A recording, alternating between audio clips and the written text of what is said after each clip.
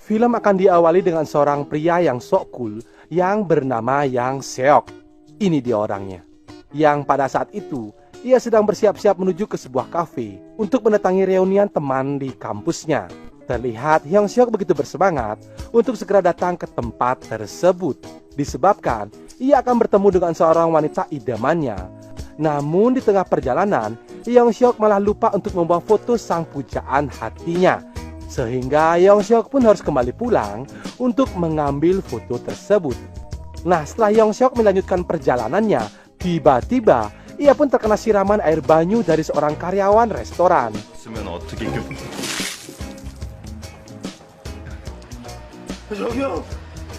Beruntungnya, Hyung Seok ini adalah merupakan seorang pria yang penyabar. Dan ia pun memutuskan untuk kembali pulang guna mengganti pakaiannya. Nah, setelah itu, Hyung Seok segera bergegas secepat kilat menuju ke kafe tersebut. Akan tetapi, karena terlalu bersemangat, sehingga ia malah lupa lagi membawa foto sang pujaan hati. Memang, pria yang tak patut dicontoh. 오늘 안에 도착할 수 있을까? Dan akhirnya, Hyung Seok sampailah di kafe tersebut. Di sana, ia pun melihat wanita idamannya yang bernama Heon, yang sudah berkumpul dengan teman lainnya. Tak mau mengecewakan Heon untuk yang kedua kalinya, pada saat terjadinya kesalahpahaman yang pernah terjadi di kampus waktu lalu, dengan gagah beraninya, ia pun langsung mendekati Heon untuk menyerahkan foto yang dibawanya, beserta mencium kening dari Heon.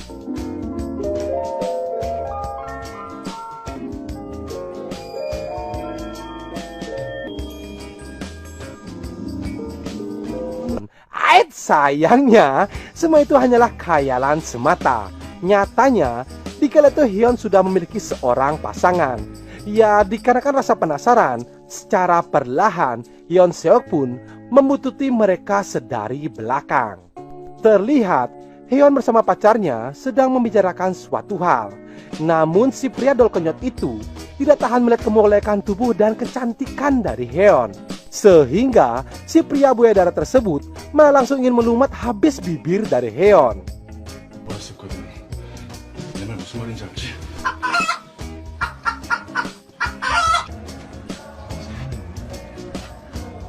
Saat bersamaan, kejadian itu dilihatlah oleh kedua mata dari Hyung Seok, sehingga mengakibatkan ia pun harus mengalami patah hati untuk yang kedua kalinya. Aduh, ngilu. Kemudian, Hyung Seok pun mengambil sebuah botol kosong yang berada di dekatnya. Alih-alih ingin melampiaskan kecemburuan, ia pun ingin segera menghajar si pria buaya darat tersebut. Akan tetapi, Hyung Seok yang hanya memiliki mental tempe, hanya bisa mengurungi niatnya tersebut. Yang dikala itu, ia pun hanya bisa meratapi kesedihannya. Lalu, saat Hyung Seok berbalik ke arah belakang, jari jemari liar miliknya pun tak sengaja menyentuh gunung kembar dari seorang karyawan yang berada di sana. Sehingga, ia pun harus mendapatkan sebuah pukulan yang tepat mendarat di batok kelapanya. Beruntung dikala itu, teman-temannya pun segera melerai pertengkaran tersebut.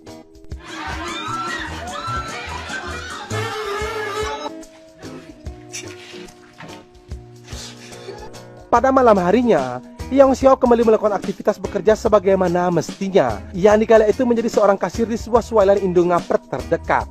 Tak berselang lama, datanglah teman lamanya yang bernama Leung Soo. Melihat kesedihan dari raut wajah Hyung Seok yang berlarut-larut, Leung Seok pun mengajaknya untuk nongki-nongki barang sembari mencurahkan isi hatinya. Kemudian Leung Soo pun memiliki sebuah ide cemerlang untuk menukar pekerjaannya dengan Hyung Seok. Diketahui Leung Soo ini berprofesi sebagai seorang supir pribadi dengan seorang bos besar ternama di Korea. Hal ini dilakukan semata-mata untuk mencomblangkan Hyung Seok dengan seorang bosnya yang merupakan seorang wanita yang baik hati dan tidak sombong, sama seperti Mimin. Alih-alih agar Hyung Seok bisa segera melupakan kesedihannya. 900원, 와우! 하자. 지금 원 플러스 원 행사 중이란 말이야. 네가 결제하면? Secepat kilat, pada pagi harinya Hyung Seok pun mendatangi tempat yang diarahkan oleh Leung Soo. Tak lama berselang, datanglah seorang wanita yang berkulit putih yang mulus, keset, kenceng bagaikan seorang putri salju yang bernama Jung In. Nah, wanita inilah bos besar dari Leongsu. Tanpa basa-basi, Jung In pun meminta Yong Seok untuk mengantarnya menuju ke sebuah hotel. Nah, saat di dalam mobil, Yong Seok pun terlihat sangat kebingungan cara menghidupkan mobil tersebut. Disebabkan selama ini, ia hanya pernah mengendari mobil yang beroda 3. Melihat hal itu, Jung In pun menjelaskan cara menghidupkan mobil miliknya. 사이드 브레이크 이거 풀라고.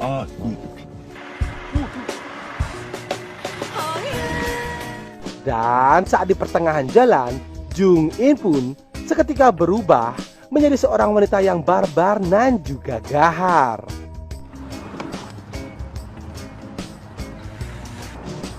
그러니까 이제부터 그 입고요. 오케이? Sesaat kemudian, Jung In pun tertidur lelap. Yang dikala itu, Yong Seok pun melihat pemandangan gratis kemolekan tubuh dari bosnya. Sehingga Johnny es papanya pun seketika terbangun dari tidurnya. Tanpa pikir panjang, ia pun mulai mendaki pegunungan yang begitu menjulang milik Jung In. Naasnya, aksi liarnya tersebut disadarilah oleh Jung In.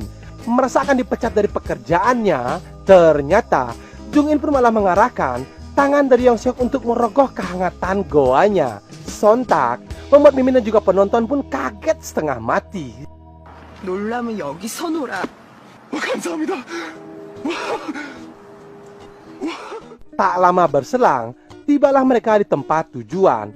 Nah, saat Yong Seok ingin keluar dari kamar hotel tersebut, seperti diberikan sebuah isyarat, Jung In pun malah meminta Yong Seok untuk menunggu di dalam kamarnya. Dia dikarenakan telah menyetir seharian penuh, Yong Seok pun memutuskan untuk beristirahat sejenak. Dalam samar-samarnya, datanglah Hyeon yang secara tiba-tiba, yang pada saat itu malah langsung menyodorkan bakpo hangat kepada Yong Seok. Akan tetapi dengan gobloknya, Yong Seok menolakkan tawaran tersebut, sehingga ia pun kembali tersadar dari imajinasi liarnya. 뭔데 착각을 하고 네가 뭔데 나 깨트려 왜? 야! 야! 빨리 와! Lanjut cerita, kemudian Jung In mengajak Yong Seok untuk menemaninya jalan-jalan berduaan sembari menikmati keindahan alam di sekitar. Namun saat di pertengahan jalan, tiba-tiba mereka malah dihadang oleh seorang anak bocah FF yang dikala itu ingin menebeng mobil bersama mereka. Tak lama berselang, Yong Seok dan juga Jung In pun telah tiba di tempat tujuan dari bocah FF tersebut. Ya, dikarenakan sudah kelelahan, mereka pun memutuskan untuk kembali ke hotel tersebut. Setibanya di pintu masuk kamar, alih-alih ingin memanfaatkan kesempatan dalam kesempitan, Yong Seok pun tak sengaja mencium gunung kembar milik Jung In. Merasa bersalah, Yong Seok pun lalu berendam di sebuah batap sembari menatapi nasib sialnya selama ini. Entah apa maunya bos Jung In ini malah datang dan ingin ikut berendam bersamanya. Dikarenakan sudah lama tidak mendapatkan asupan nutrisi betang singkong, Jung In pun mengajak Yong Seok untuk berceplak-ceplok di batap tersebut. Basah ini, basah, aduh. Entah kerasukan setan apa, pada saat itu Yong Seok pun mengabaikan ajakan tersebut. Memang pria yang tak patut dicontoh. Kancut. 섹시한 것 같기도 하고. 뭐야, 얘기 좀 해. Setelah itu, mereka pun memutuskan untuk check out bersama. Dan lalu, Jung In pun mengajak Yong Seok menuju ke kediaman adiknya yang sudah lama tinggal di luar kota. Nah, sesampainya di sana, mereka pun dibuatnya begitu terkejut. Disebabkan di tempat tersebut banyak terdapat benda-benda spiritual pemersatu bangsa.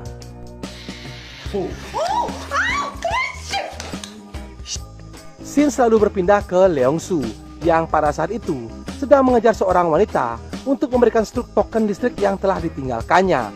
Nah, wanita ini bernama Hinata. Saat bersamaan, Leongsu pun mengungkapkan perasaan terhadap Hinata, bahwa belakangan ini dia kerap melihat Hinata yang berbelanja di supermarket tersebut. Dalam lubuk hati terdalam dari Leongsu, muncullah benih-benih cinta terhadapnya. Tak tahan akan melihat bodi Hinata yang genyal-genyol, Leongsu pun langsung mengajak Hinata ke dalam swalayan. Yang ternyata dengan liarnya, ia ingin melakukan senam pemanasan di tempat umum. Akan tetapi pada saat itu, Hinata pun tak mau membuka lebar pintu masuk ke dalam goanya, yang disebabkan mereka akan terganggu jikalau adanya kedatangan seorang customer. Tak mau kehilangan kesempatan emasnya, Leongsu pun langsung tancap gaspol remblong untuk langsung mengajak Hinata menuju ke kosannya. Sehingga pedang naga puspa 212 miliknya berhasil merobek-robek gawang dari Hinata yang telah lepas dari penjagaan. 1-0 untuk Leongsu.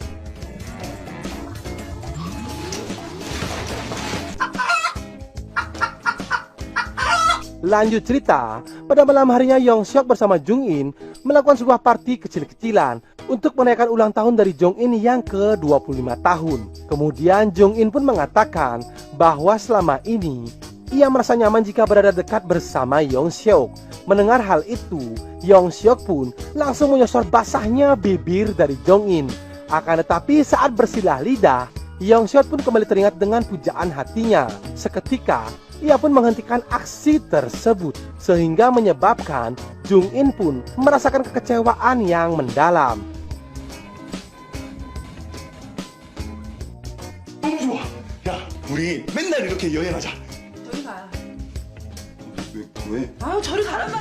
Merasa dirinya telah di-PHP-in, Jung-in pun berlalu pergi meninggalkannya. Ya, dikarenakan Yongseok ini bukanlah seorang pria fuckboy. Lalu ia pun mengajak Jung-in pergi ke sebuah taman. Nah, sesampainya di sana, Yongseok pun langsung mengungkapkan isi hatinya kepada Jung-in bahwa saat ini ia sudah memiliki pujaan hati dan masih ingin berjuang untuk mendapatkan wanita tersebut. Dengan berat hati, Jung-in pun menerima sebuah pernyataan tersebut. Lalu, melihat ketulusan hati yang dimiliki oleh Jung-in, Yongseok pun memberikan kecupan manis untuk yang terakhir kalinya.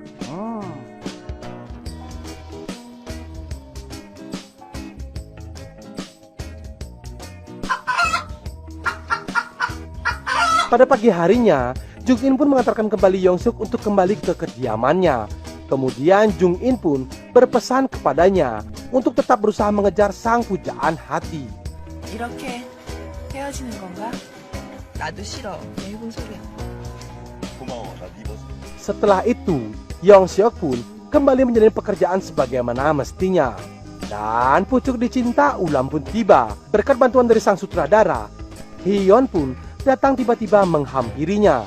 Kemudian Hyeon pun mengatakan bahwa selama ini ia memiliki perasaan cinta terhadap Yongseok dan ingin segera menjalani hubungan yang serius bersamanya ke jenjang pernikahan.